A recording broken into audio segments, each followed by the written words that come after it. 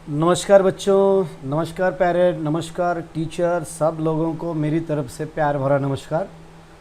अभी हम आज पढ़ने वाले हैं एक important bit, hydrogen spectrum, origin of hydrogen spectrum, origin of spectral line and bore formula और बोर्स फार्मूला हम पढ़ने वाले हैं। बच्चों, मैं आपको एक स्पेशली चीज़ बताना चाहता हूँ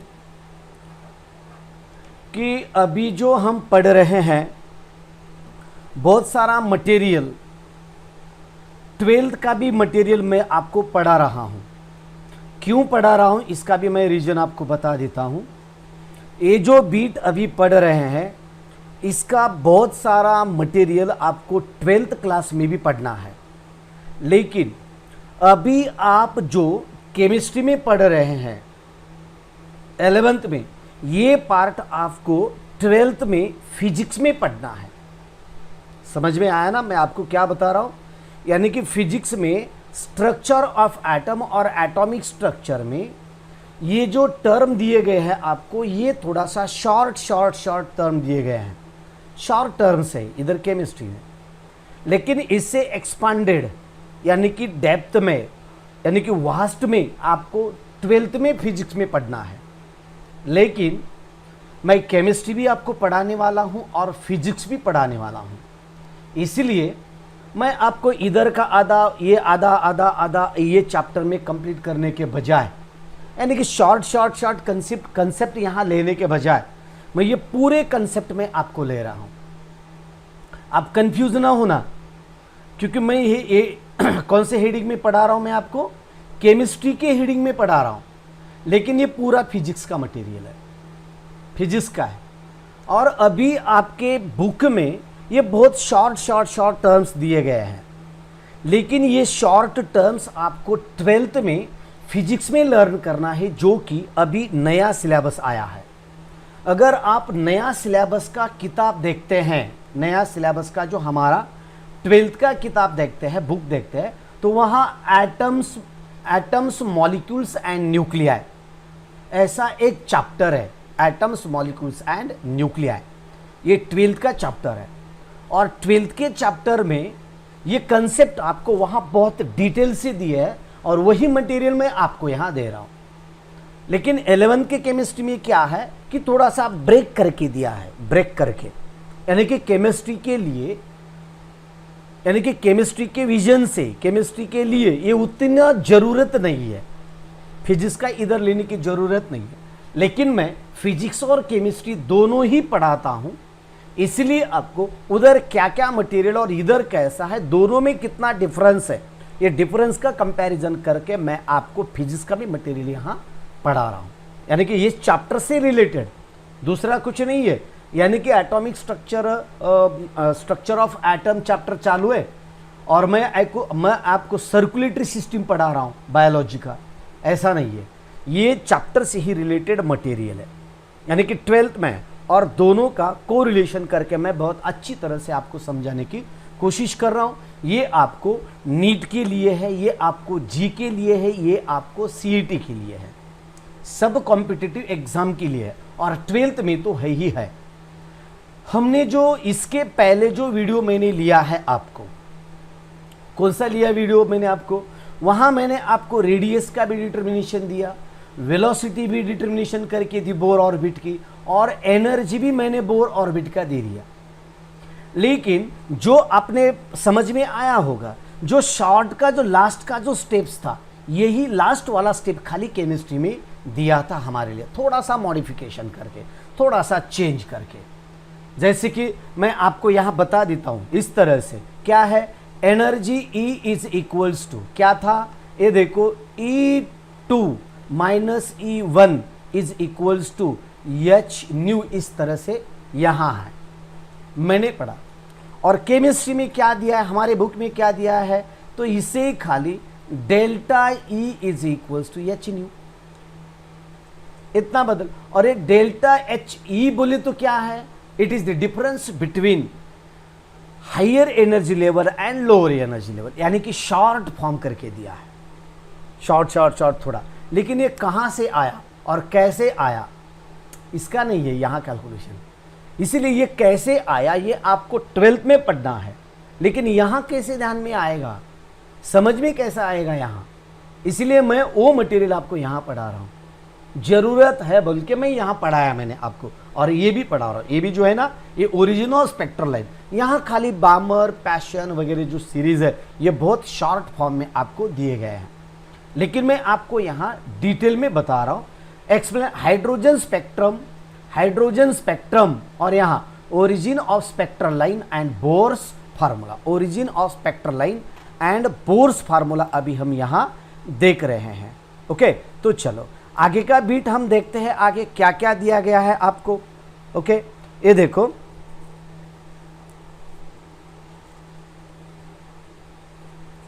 ओके, तो क्वेश्चन हम देखते हैं। Explain the origin of spectral line on the basis of Bohr's formula. Bohr's formula क्या दिया था, अभी मैंने आपको लास्ट वाले क्वेश्चन में मैंने आपको ये दिया था इंपॉर्टेंट फीचर में, जो ये देखो, ये बोर्स फार्मूला इस तरह से आपको ये कह के दिया था, इस तरह से ये वैल्यू वगैरह बिठा के, ये पूरा बोर्स फार्मूला जो कि शुरू में एच वगैरह प्लांक्स कांस्टेंट वगैरह उस तरह सा वहाँ, यानी कि एक दोनों का मिला के आपको फार्मूला दिया गया था, bourse formula. Okay, 1/E2 minus 1/E1 इस तरह से आपको दिया गया था। ओके, तो देखो आगे का क्या है। ओके, तो ओरिजिन ऑफ स्पेक्ट्रल लाइन में आपको यहां पढ़ा रहा हूं। तो ये क्या है, देखो, इन अ स्टेबल हाइड्रोजन एटम, एक स्टेबल हाइड्रोजन एटम में, स्टेबल हाइड्रोजन एटम हम किसे कहते हैं, जिस ऑर्बिट में पास्टुलेट में बात बताया गया आपको, पास्टुलेट में क्या बताया गया, उसी ऑर्बिट में वो विदाउट रेडिएटिंग एनर्जी रिवोल्यूशन करता है कि जिसका angular momentum is equal to NH/2π होता है। ओके, तो उसी तरह से in a stable hydrogen atom in electron revolves, the electron revolves in the innermost orbit with the principal quantum number 1, यानी कि ये न्यूक्लियस है, न्यूक्लियस के पास का ये ऑर्बिटर और न्यूक्लियस के बाहर का ये ऑर्बिटर, यानी कि यहाँ ये रिवोल्यूशन कर रहा है इसी तरह से। Okay, this energy state of electron is called as ground state. ये जो स्टेट है न्यूक्लियस की नजदीक की, इसे क्या कहते हैं हम, ग्राउंड स्टेट कहते हैं। ये न्यूक्लियस की नजदीक का, this is called as GS, इसे हम GS कहते हैं। GS बोले तो जीनियस साइंस, ठीक है ना, जीनियस साइंस। GS बोले तो ग्राउंड स्टेट, ग्राउंड स्टेट कहा जाता है इसको, ग्राउंड स्टेट में। और जब ये एनर्जी लेता है तो एनर्जी लेने के बाद ये एक्साइटेड स्टेट में जंप करता है, इस तरह से it can jump from into excited state. Excited state में ये जंप करता है, और एक्साइटेड स्टेट में जंप करने के बाद आगे क्या होता है, देखो, the electron in hydrogen atom में again some energy from surrounding and jump in the higher orbit. अभी अभी मैंने आपको बताया है क्या है, देखो, इलेक्ट्रॉन क्या करता है, the energy state electron is called as ground state, यानी कि जो न्यूक्लियस की नजदीक की स्टेट होती है उसे हम ग्राउंड स्टेट कहते हैं। और वो क्या करता है, the electron in hydrogen atom, hydrogen atom है, इस तरह से ये देखो न्यूक्लियस है, इस तरह से फर्स्ट वाला सेल है, इस तरह से सेकंड वाला, इस तरह से थर्ड वाला। Okay, electron in hydrogen atom में गेन सम एनर्जी, ये इलेक्ट्रॉन एनर्जी लेता है फ्रॉम द सराउंडिंग, यहाँ का जो कुछ भी इलेक्ट्रॉन इस तरह से यहाँ रिवोल्यूशन करता है, इलेक्ट्रॉन एनर्जी यहाँ लेता है surrounding and jumps in the higher orbit. यहां से एनर्जी लेने के बाद ये इस तरह से हायर एनर्जी लेवल में ये जंप करता है। In the jump higher orbit it is said to be in an excited state. तो ये रहा ग्राउंड स्टेट, जो नजदीक रहता है ना, इसे कहते हैं हम ground state, this is the GS। और ये जो आउटर कहा जाता है इसे कहते हैं हम ES बोले तो एक्साइटेड स्टेट है। Okay, excited state. Then N is equals to, यहाँ का एक्साइटेड स्टेट बोले तो क्या है, ग्राउंड स्टेट के लिए N इक्वल्स टू 1 कंसिडर किया जाता है अगर न्यूक्लियस के नजदीक है तो, और हायर में है तो वहां N इज इक्वल्स टू 2, 3, 4, 5 इस तरह से इसका इस्तेमाल किया जाता है। ओके, तो excited state that is N is equals to 2, 3, 4। In the excited state the atom is unstable. Atom क्या होता है, एक्साइटेड स्टेट में अनस्टेबल होता है। क्योंकि वो एनर्जी यहाँ लेता है। ओके, मैं आपको बहुत अच्छी तरह से ये समझाने की कोशिश कर रहा हूँ, आपके समझ में तो आएगा ही। ओके, तो इस तरह से आप ये जो इनर ऑर्बिट है ना, इनर ग्राउंड स्टेट, यहाँ का ग्राउंड स्टेट हम कंसिडर करते हैं 1 यानी equal to 1, it's principal quantum number we have taken as 1। और ये जो एक्साइटेड कहते हैं ना, ये आउटर मोस्ट वाला, इसे कहते हैं एक्साइटेड स्टेट। और ये आपको n इज इक्वल्स टू 2, 3, 4 ऐसा कुछ तो भी रहेगा, लेकिन n इज इक्वल्स टू 1 नहीं रहेगा। ये ध्यान रखो, ये याद रखो, n इज इक्वल्स टू 1 नहीं रहेगा, क्योंकि ये जंपिंग कहां से कर रहा है, n इक्वल्स टू 1 से जंपिंग कर रहा है।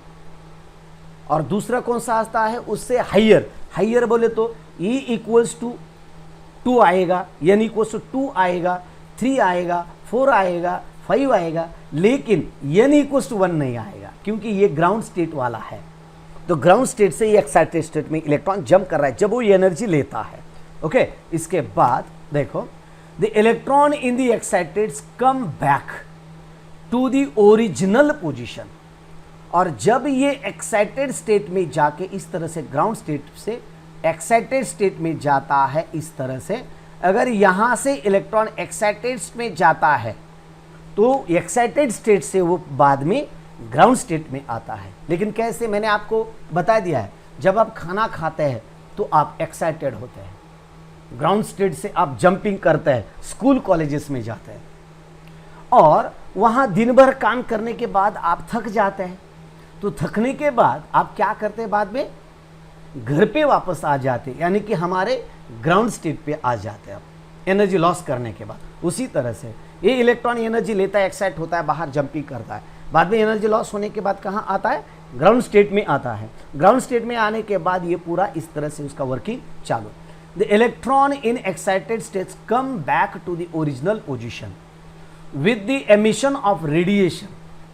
यानी कि ये क्या करता है, यहाँ से एनर्जी रेडिएट करता है। और रेडिएट किस तरह से करता है, तो एनर्जी रहती है इसकी, कल मैंने आपको बताया इसके पहले वीडियो में, एच न्यू इसकी एनर्जी रहती है। That energy is equals to H nu. और वो कितनी रहती है, 2 एनर्जी लेवल के डिफरेंस के बराबर, यानी कि E2 minus En is equals to H nu. Okay, नहीं तो दूसरा भी हो सकता है, E3 माइनस E1 भी हो सकता है। एनर्जी लेवल कितना है, सो ऑर्बिट तो हमने ले लिया, n इक्वल्स टू 2 रहेगा, 3 वगैरह वगैरह वगैरह, जो कुछ भी हमारे रिक्वायरमेंट के जैसे रहेगा ये। ओके, और आगे हम क्या देखते हैं, देखो, emission of radiation energy H nu, where nu is the frequency of radiation. Nu क्या है, nu is the frequency of radiation है, न्यू ये एक फ्रीक्वेंसी ऑफ रेडिएशन है, बराबर है। ओके, चलो आगे का बीट हम क्या देखते हैं, आपके समझ में तो आया, समझ में क्या क्या आया और एक बार बताता हूं। चलो, तो एच न्यू है, आपको मैंने बता दिया है, electron in excited come back to the original position, original position पे आता है with the emission of radiation of energy H nu energy radiate करता है, where nu is the frequency of radiation. जो कुछ भी फ्रीक्वेंसी है रेडिएशन एमिट हो रहा है उसकी फ्रीक्वेंसी न्यू है। ओके, तो आगे का बिट हम देखने वाले हैं। बिफोर इट बच्चों, अगर आप नए हैं चैनल पे तो जल्दी से चैनल को सब्सक्राइब करो, बेल आइकॉन दबाओ, और वीडियो के लिंक आपने 12th के दोस्तों तक भी पहुंचाई। 11th और 12th के बच्चों के लिए, दोनों के लिए भी ये बहुत ही इंपॉर्टेंट चैप्टर है, इसलिए आप उन तक भी ये लिंक पहुंचा सकते हैं। 11th के बच्चों को भी पहुंचा सकते हैं, टीचर लोगों को, सबको ये बहुत ही महत्वपूर्ण है, बहुत ही इंपॉर्टेंट है। और दूसरी बात बोलता हूँ कि आप बहुत अच्छे दिल के हैं, आप बहुत अच्छे हैं, मैं अच्छा हूँ, आप अच्छा है, तो सब मिलके हम एक अच्छा काम करेंगे, यानी कि अब पढ़ाई का एक बहुत बेहतरीन काम करेंगे हम। ओके, चलो, तो आगे क्या है, देखो आगे का पॉइंट आपके समझ में आया होगा। ये ग्राउंड स्टेट से एक्साइटेड स्टेट में क्यों जाता है, क्योंकि एनर्जी लेता है। समझो, आप कहीं शहर में पढ़ने के लिए गए हैं, तो आपके पास जब पैसे रहते हैं तब आप मार्केट में घूमने जाते हैं, यानी कि जब माता पिता आपके पास आ जाते हैं पैसे लेके आपको देने के लिए, बराबर है। जब आपके पास पैसे नहीं रहते तब आप रूम में, कॉलेज में वहीं के वहीं रह जाते आराम से, जितने जो भी कुछ छोटे मोटे पैसे वो आप एडजस्ट कर लेते हैं। लेकिन घर से अगर पैसे आते हैं तो उसी दिन आप घर पे नहीं ठहरते, रूम पे नहीं ठहरते, पैसे लेके मार्केट में जाते, ये खरीदना वो खरीदना, जो जो ज़रूरत की चीज़ें वो भी खरीदते हैं और जो ना ज़रूरत के हो वो भी खरीदते हैं और पूरा मार्केट में घूम के आते हैं। पैसा खत्म होने के बाद में जाते हैं कि आप नहीं, यानी कि पैसा आपके पास आने के बाद आप एक्साइट होते हैं और मार्केट में जाते हैं। उसी तरह से ये सेम कंडीशन है, सेम कंडीशन है। ओके, तो आगे का बीट और क्या है देखो, देन न्यू एनर्जी मैंने आपको बता दिया, तो इसका एक्सप्रेशन मैं आपको बताने वाला हूं। अभी तो मैंने हाइड्रोजन स्पेक्ट्रम के बारे में बता दिया आपको कि किस तरह से ये तैयार होता है, किसी तरह से वो जनरेट होता है। ओरिजिन ऑफ स्पेक्ट्रल लाइन किस तरह से ओरिजिन होता है, यानी को इनर से आउटर जाता है और आउटर ऑर्बिट से जब वो इनर ऑर्बिट को जंप करके आता है तब भी ये एनर्जी रेडिएट करता है। लेकिन मैं आपको एक चीज बताने वाला हूं, अब ये जो स्पेक्ट्रल लाइन होती है, ये स्पेक्ट्रल लाइन हर जगह अलग होती है। अब कैसे होती है देखो, ये न्यूक्लियस है, बता रहा हूं मैं आपको, ये न्यूक्लियस है। न्यूक्लियस के बाद ये पहला वाला ऑर्बिट है, उसके बाद ये सेकंड वाला ऑर्बिट है, इसके बाद ये थर्ड वाला ऑर्बिट है, इसके बाद ये फोर्थ वाला ऑर्बिट है, मैं समझाने वाला हूं, और इसके बाद ये देखो फिफ्थ वाला ऑर्बिट है। बाहुला बग मना बस। ओके, तो इस तरह से है, बराबर है। तो ये क्या लिया हमने, न्यूक्लियस लिया। ये हर जगह का अलग रहता है, मैंने आपको बता दिया है। तो देखो ये फर्स्ट एनर्जी लेवल है, this is the N principal quantum number 1 है, this is the principal quantum number 2, this is the principal quantum number 3, this is the principal quantum number 4, this is the principal quantum number 5 है। आपको मैं पढ़ा रहा हूं, आपके साथ साथ मेरी बच्ची भी है और दूसरे रूम पे कंप्यूटर पे मेरा बच्चा भी देख रहा है। ये सबके लिए मैं ले रहा हूं, आप भी मेरे बच्चे जैसे हैं, आप भी मेरे स्टूडेंट जैसे हैं। ओके, ये देखो ये रहा प्रिंसिपल क्वांटम नंबर। अब क्या होता है देखो, मज़ा बहुत है इसमें, ये बहुत सारे लोगों को समझ में नहीं आता। ये देखो यहाँ से अगर यहाँ के यहाँ ही जंप कर रहा है तो ये होता है देखो, this is the E2 minus E1। समझ में आया? ओके, इसके बाद अगर ये यहां से यहां जंपिंग करता है, यानी कि थर्ड एनर्जी लेवल से सेकंड एनर्जी लेवल में, तो यहां होता है देखो N1 इनर ऑर्बिट होता है, N1 1 होता है, और आउटर ऑर्बिट जहां से वो जंपिंग करता है वो होता है N3 N इक्वल्स टू 3 होता है, हाइयर लेवल का। उसके बाद ये देखो यहां से यहां जंप करता है, ये देखो यहां से यहां जंप करता है, यानी कि outer higher energy level different होती है लेकिन inner lower energy level fix होती है। ये फिक्स होती है, हाइयर आउटर लेवल डिफरेंट होती है लेकिन इनर फिक्स ऑर्बिट, यानी कि थर्ड ऑर्बिट में से फर्स्ट ऑर्बिट में जंपिंग है उसका, यानी कि सेकंड में से फर्स्ट में, सेकंड में से फर्स्ट में, थर्ड में से फर्स्ट में, फोर्थ में से फर्स्ट में, फिफ्थ में से फर्स्ट में, यानी कि इनर वाला फिक्स है, इनर वाला फिक्स है। इसी तरह से ये स्पेक्ट्रल लाइन अलग होता है। अब दूसरा बता देता हूं, समझो। ये देखो सेकंड, यानी कि अब इनर लेवल कौन सी इमेजिन करता है, तो इनर लेवल हम inner E2 is equal to first होता है। इनर लेवल जो रहता है, इनर लेवल का सेकंड ऑर्बिट होता है। ये देखो यहां से यहां जंपिंग होती है इसकी, उसके बाद यहां से यहां जंपिंग होती है, इसके बाद यहां से यहां जंपिंग होती है, यानी कि इनर ऑर्बिट कौन सा है, सेकंड नंबर का है। पीथ एंड यन तो बोलते हैं, यहां मैं आगे बताने वाला हूं आपको। यानी कि इनर ऑर्बिट सेकंड है लेकिन हाइयर कितना है, हाइयर थर्ड, फोर्थ, फिफ्थ है। यहां एक स्पेक्ट्रल लाइन, ये स्पेक्ट्रल लाइन अलग होता है, ये स्पेक्ट्रल लाइन अलग होता है।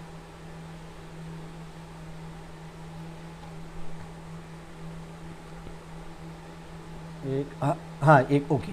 अब यहां क्या करने वाले, यहां देखो यहां से ये थर्ड, इनर अब थर्ड होता है और आउटर फोर्थ होता है। ये इनर थर्ड से, ये थर्ड से, और ये बाद में फिफ्थ से, इस तरह से इनका, और यहां का स्पेक्ट्रम अलग होता है।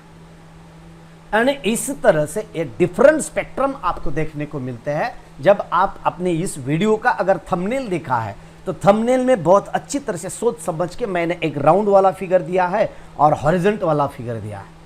तो किताबों में, बुक्स में हमें ये जो सर्कुलर है ना, ये सर्कुलर है, ये इस तरह से है,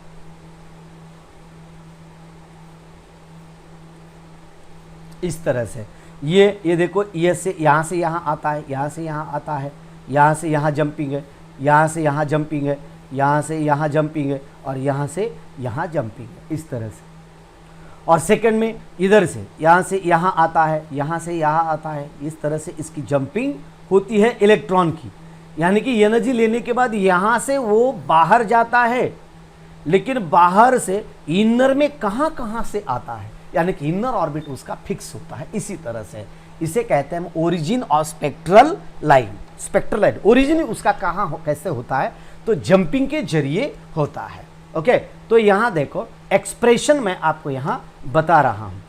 consider the electron jumps from nth outer orbit to the pth inner orbit, nth outer orbit to the pth inner orbit, then according to the Bohr's third postulate Bohr's third postulate, तीसरा postulate क्या है, En minus Ep is equals to h। En बोले तो higher energy level और Ep बोले तो inner energy level, ये दोनों का डिफरेंस h न्यू है। ओके, तो इस तरह से consider electron jumps from nth outer orbit to the pth inner orbit, then according to the Bohr's third postulate, bore का थर्ड postulate है, तीसरा postulate, ये देखो तीसरा postulate, En minus Ep is equals to h nu है। Okay, En minus Ep is equals to h nu है, where En is the energy of electron in nth orbit and Ep is the energy of electron in pth orbit। यानी कि nucleus के नजदीक का जो होगा वो हम पीथ ऑर्बिट इमेजिन करते हैं, और न्यूक्लियस के इनर का छोड़ के जो कुछ भी बाहर का रहेगा, वो सेकंड, थर्ड, फोर्थ, फिफ्थ जो कुछ भी रहेगा वो यंत्र रहेगा। ओके, इस तरह से। तो वी हैव देखो En हायर एनर्जी लेवल, उसका एनर्जी का फार्मूला हमने इसके पहले वीडियो में लिया है, आपको बताया है मैंने।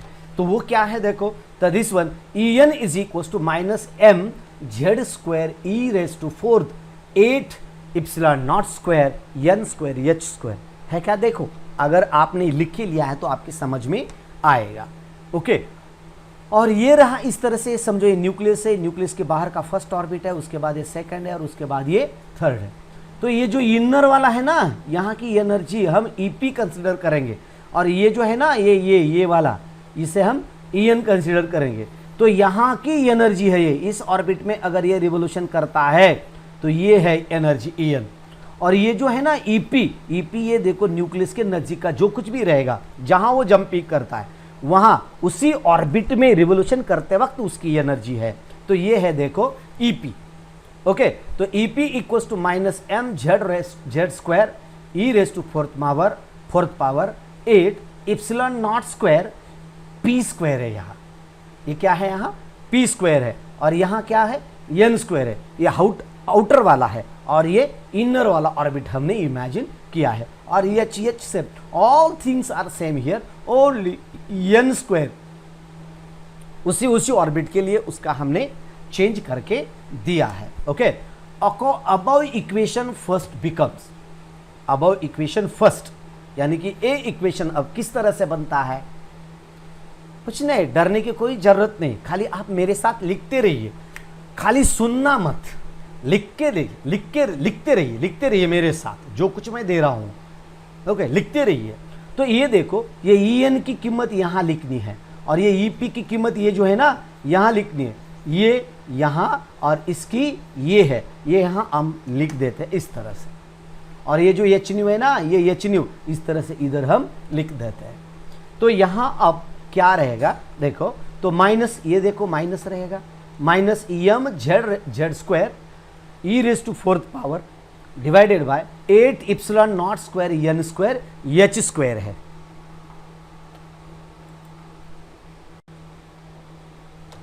Epsilon naught square H square है।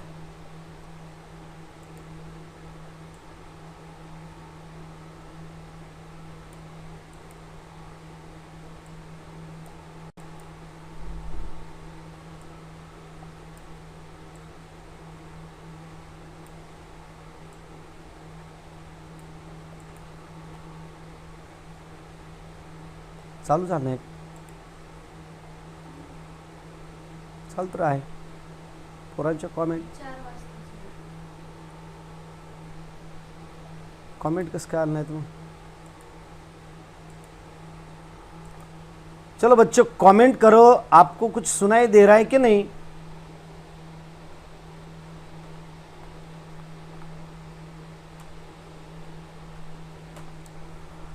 आपको सुनाई तो दे रहे हैं ना? कमेंट करके बताओ मुझे. चलो ओके, तो आगे का बीट क्या है, आगे हम देखते हैं आगे का बीट.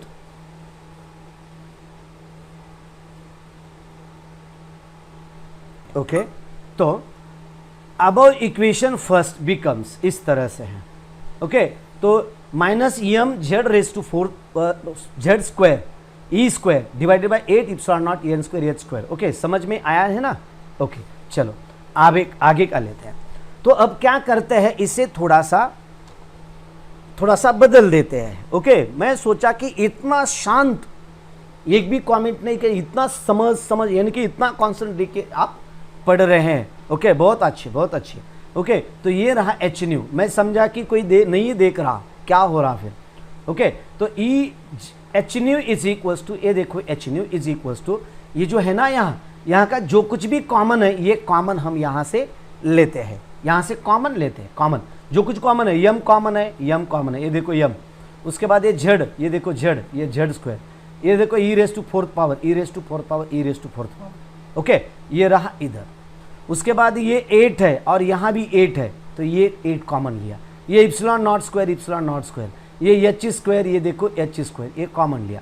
बाकी क्या है, खाली 1 by P raise to P square, 1 by P square, यानी कि ये पीथ है ना ये.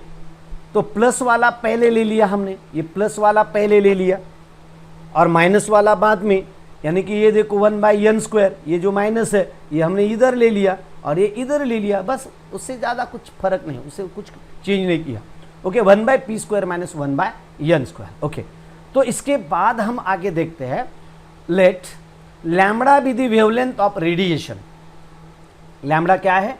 Lambda be the wavelength of the radiation, then nu C by lambda, nu is equals to C by lambda. ये आपको मालूम है, ये आपने साउंड में भी लर्न किया है. देखो ना फिजिक्स का केमिस्ट्री में, केमिस्ट्री का फिजिक्स में किस तरह से इधर रहता है. आपने ये पढ़ा है V is equals to N lambda, sound में पढ़ा है ना. अभी प्रॉब्लम भी चालू है इसके. V equals to N lambda है. अगर ये V equals to N lambda है तो एन क्या है? फ्रीक्वेंसी है. लेकिन वहाँ हमने फ्रीक्वेंसी के लिए एन इस्तेमाल किया और यहाँ फ्रीक्वेंसी के लिए क्या इस्तेमाल किया है? न्यू का इस्तेमाल किया गया है. और वहाँ वेलोसिटी के लिए हमने v इस्तेमाल किया है और यहाँ वेलोसिटी के लिए हम क्या इस्तेमाल कर रहे हैं? c का इस्तेमाल कर रहे हैं. केमिस्ट्री और फिजिक्स में थोड़ा सा है इधर उधर ये सिंबल इस्तेमाल करने का चीज़. फिजिक्स में भी 2 जगह डिफरेंट है, फिजिक्स में भी कंफ्यूज है. कंफ्यूज बोले तो उन्होंने किया है वैसा, हम तो क्या कर सकते हैं. लाइट सेक्शन में वेलोसिटी के लिए c का इस्तेमाल किया गया है. लाइट सेक्शन में, ऑप्टिक्स में वेलोसिटी ऑफ लाइट के लिए c का इस्तेमाल किया गया है और साउंड में वेलोसिटी ऑफ साउंड के लिए वहाँ v इस्तेमाल किया है. तो फिर आप कंफ्यूज होने का कैसे कंफ्यूज नहीं हो? सब्जेक्ट एक ही है लेकिन हर चैप्टर में सिंबल लेने का मेथड अलग है उनका. क्या करें, वो जैसे करे वैसा हमें भी करना पड़ रहा है, नाइलाज है हमारा. ओके तो देखो आगे का. देन तो ये क्या है, देखो c equals to nu lambda, इस तरह से c equals to nu lambda है, nu lambda, c equals to nu lambda. तो हम क्या करेंगे, इसे न्यू के बराबर इसे लिख देते हैं. तो nu equals to c by lambda है, nu equals to c by lambda. अगर ये nu equals to c by lambda है तो हम क्या करते हैं, इसको देखो, ये देखो जो ये जो न्यू है ना, यहाँ का जो न्यू है, ये जो न्यू है, तो यहाँ ये न्यू की जगह ये वैल्यू हम यहाँ अब लिख देते हैं इस तरह से. देखो ये आगे, चलो आगे. सबका हो गया क्या लिखना? ये सबका हो गया है क्या? ओके चलो आगे का बिट, आगे पॉइंट ले रहा हूँ मैं यहाँ. ये देखो इस तरह से है. ओके ये लिया मैंने न्यू के जगह, ये एच जैसा है वैसे है और ये सी बाय लैम्बडा, ये सी बाय लैम्बडा मैंने ले लिया। उसके बाद ये देखो M Z square E square by 8 epsilon naught square H square. उसके बाद 1 by P square minus 1 by N square है, 1 by P square minus 1 by N square है।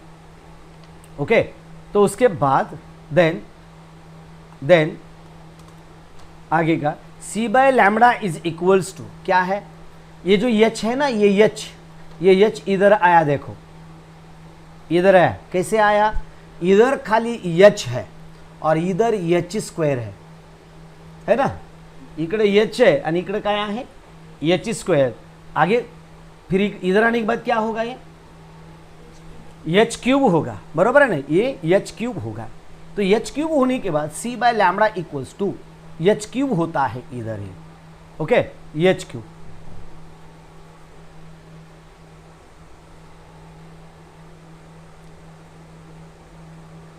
ओके, तो ये है C lambda is the wavelength, C is the velocity of जो कुछ भी रेडिएशन होगा उसकी वेलोसिटी, और H is the Planck's constant है। ओके, उसके बाद देन आगे क्या है देखो, तो 1 बाय, अब हम क्या करते हैं, ये सी भी इधर ले जाते हैं, दोनों ही अगर एक टाइम में हमने ले लिया, लेने के बाद आपको थोड़ा सा कंफ्यूज होगा, इसलिए मैंने ए ले लिया, अब पहले एच ले लिया और उसके बाद सी, एक स्टेप मैंने एक्स्ट्रा की है यहाँ। अगर दोनों ही आप एच सी अगर इधर लेते हैं नो प्रॉब्लम। तो इसके बाद ये हो गया 1 by lambda equals to M Z square E raise to 4th power divide by 8 epsilon naught square C H cube in bracket as it is 1 by P square minus 1 by N square है। Okay, तो देखो then आगे क्या है, तो then as M E epsilon naught C and H R constant, ये पूरे के पूरे टर्म कांस्टेंट है और इन सबके कांस्टेंट को हम कहते हैं रेडबर्ग्स कांस्टेंट। आज लाइक दिस हमने क्या किया, M Z E epsilon naught C H ये पूरे का पूरा टर्म हमने क्या किया, आर समझ लिया, आर कंसीडर किया। आर अगर हम इसे आर कंसीडर करते हैं तो आर का मतलब क्या है, आर का मतलब राजीव। ओके, तो देखो राहुल गांधी, नो, तो where R is the constant called Rydberg's constant. R को क्या कहते हैं हम, रेडबर्ग्स कांस्टेंट कहते हैं। मुझे लग रहा है कि आज सब बच्चे लिख के ले रहे, किसी का कमेंट नहीं, कुछ नहीं, बस खाली लिख रहे हैं, समझ रहे हैं, कंसंट्रेशन दे के पढ़ रहे हैं। बहुत अच्छा, बहुत अच्छा। ओके, चलो अंदर भी कुछ तो हम देख रहे हैं, ऐसा भी कभी कभी कमेंट किया करो, नहीं तो मुझे समझ में नहीं आएगा कि तुम देख रहे नहीं देख रहे। अंदर कहीं एक हाथ कमेंट करते रहिए, मैं इधर देखता हूँ, कंप्यूटर पे चालू रहता है मेरा। ओके, यम ई, ओके, इस तरह से। उसके बाद where R is constant, Rydberg constant, बराबर है, इट इज फाउंड दैट, अगर हम यम की कीमत लिख देते हैं, मास ऑफ इलेक्ट्रॉन, जेड उसका एटॉमिक नंबर, ई बोले तो charge of electron, epsilon not की कीमत, परमिटिविटी कांस्टेंट कहते हैं इसे, परमिटिविटी कांस्टेंट, और सी बोले तो 3 × 10⁸ मीटर पर सेकेंड, और प्लैंक्स कांस्टेंट, इसके पहले सब वैल्यूज मैंने दिए हैं आपको। अगर ये पूरे के पूरे टर्म आप लिख देते हैं तो इतना कैलकुलेशन आता है हमारा, ये कैलकुलेशन आता है, कितना आता है, 1.097 10⁻⁷ पर मीटर में आता है ये। ओके, इस तरह से अगर ये टर्म हम अगर यहां से उठा के यहां लिख देते हैं तो ये जो है ना आर, ये आर यहां लिखने के बाद ये इक्वेशन इसी तरह से भी लिखा जाता है, 1 by lambda equals to R in bracket 1 by P square minus 1 by N square, 1 by P square minus 1 by N square, 1 by P square minus 1 by N square. Okay, इस तरह से होता है ये, और इसे हम इस तरह से, वेयर आर इज कांस्टेंट, तो आगे का ये देखो इस तरह से इक्वेशन है, लिखा है आपने 1 बाय लैम्बडा इक्वल्स टू, और ये लैम्बडा बोले तो रेडिएशन की वेवलेंथ डिटरमाइन करना। इसकी वेवलेंथ आप अगर डिटरमाइन करना चाहते हैं तो ये देखो आगे का किस तरह से, this is called Bohr's formula. इसे क्या कहते हैं हम? बोर्स फार्मूला कहते हैं। This is called as Bohr's formula.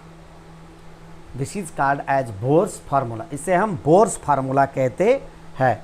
समझ में आ रहा है क्या? राजेंद्र खेड़ेकर, तुकाराम वाघमारे। ओके, तुकाराम वाघमारे बोले तो हमारे दोस्त दिख रहे हैं, नितिन भोसले, विजय शिंदे, कलस्कर शंकर, तुकाराम वाघमारे। आप कहाँ से हो? मेरे दोस्त भी है, मेरे गांव वाले भी है एक वाघमारे। वही है क्या? क्योंकि उनका ही सुबह फोन आया था मुझे।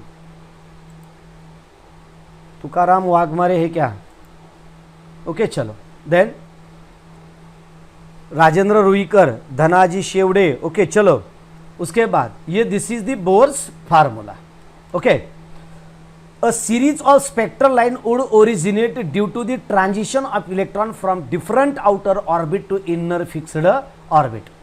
इस तरह से ये जब हायर एनर्जी लेवल टू जब ये इनर लेवल आएगा तब इसकी एनर्जी रेडिएट करेगा। एनर्जी रेडिएट करेगा और एनर्जी रेडिएट करने के बाद इस तरह से आपको डिफरेंट स्पेक्ट्रल लाइंस देखने को मिलेंगे। ये डिफरेंट स्पेक्ट्रल लाइन क्यों आते हैं? अगर सबके सब एक ऑर्बिट में आते हैं तो वहां की स्पेक्ट्रल लाइन अलग होती है। उसके बाद सेकंड में जंपिंग करते हैं तो वहां की स्पेक्ट्रल लाइन डिफरेंट होती है। उसके बाद फर्स्ट में आते हैं तो अलग रहती है, उसके बाद सेकंड में आते हैं तो अलग, यानी कि वो अलग अलग रहते हैं। ओके ओके, इस तरह से एक मैं आपको यहां लेके दिखाता हूं। एक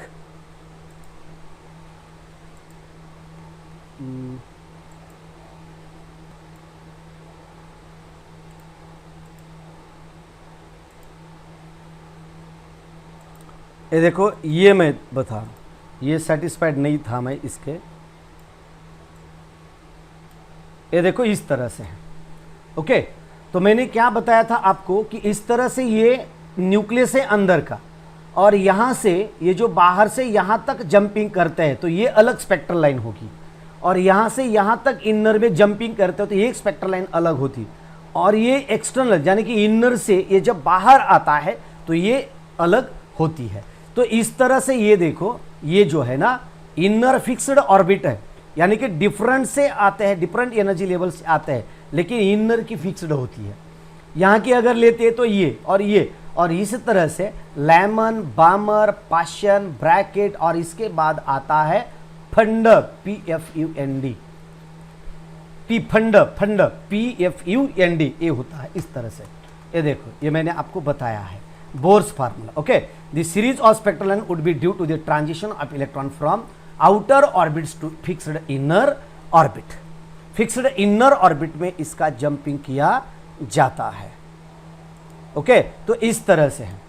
तो आगे और क्या देखो, तो रिमार्क क्या है इसका? तो रिमार्क है the reciprocal of wavelength. Reciprocal of wavelength is called wave number. और वेव नंबर के लिए ये फार्मूला इस तरह से भी दिया जाता है। वेव नंबर इसी तरह से भी lambda bar is equals to R in bracket 1/p² - 1/n², 1/p² - 1/n²। Lambda bar नहीं तो न्यू बार भी लिया जाता है, वेव नंबर के लिए।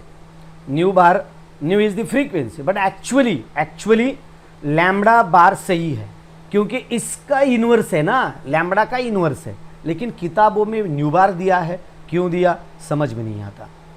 बस दूसरे का कैसे रहते हैं, बुक जब डिजाइन करते हैं उस वक्त बहुत सारे होशियार आदमी रहते हैं, और एक बोलता है नहीं ये करो, यही ले लो, तो दूसरा अगर विरोध करता है उसे तो बोलते हैं हमारा नहीं सुनते, आप ही चलते हैं, चलो हम घर जाते हैं, आप ही जो कुछ करना है सो करो। वहां भी झगड़े होते रहते हैं, तो ये कंट्रोवर्सी हो जाती है। अगर सही में वेव नंबर बताना है तो वेव नंबर के लिए लैम्ब्डा बार लेना पड़ता है।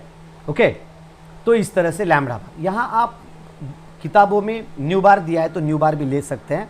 ओके, तो उसके बाद nu equals to R in bracket 1/p² - 1/n²। Okay, इसके बाद आगे का जो है ये हम नेक्स्ट बीट में देखते हैं, नेक्स्ट वीडियो में। ये वीडियो आपको बहुत अच्छी तरह से समझ में आई होगी, ऐसा मैं आशा करता हूं। अगर जो कुछ डाउट है, कुछ डिफिकल्टीज है, तो आप मुझे कमेंट करके बता सकते हैं। इसमें तो कुछ डाउट नहीं होगा। अगर ये वीडियो आपको समझ में आई है तो इसे लाइक करो, शेयर करो। अगर आप कंसंट्रेशन देके आप अगर लिखते रहेंगे तो कभी भी जिंदगी में नहीं भूलोगे। ये मेरा पढ़ाने का एक मेरा तरीका है, लेकिन मेरे साथ लिखना पड़ता, मेरे साथ धीरे धीरे धीरे धीरे अगर आप लिखोगे तो बहुत जल्दी समझ जाओगे। चलो, तो आज के लिए अभी हम यहाँ ठहरते हैं। तो देखो अभी कौन कौन आया, किशोर चन्ने आया, खूब छान। ओके, नीरज वानखेड़े आया, हेलो सर नीरज वानखेड़े, जय भीम बेटा, जय भीम। ओके, चलो तो यहाँ हम ठहरते हैं, जल्दी मिलते हैं, शाम को फिजिक्स के लिए मिलते हैं, बाकी के प्रॉब्लम वहाँ हम कंप्लीट करते हैं। तो यहाँ ठहरते हैं। जय हिंद, जय भारत दोस्तों, बाय बाय।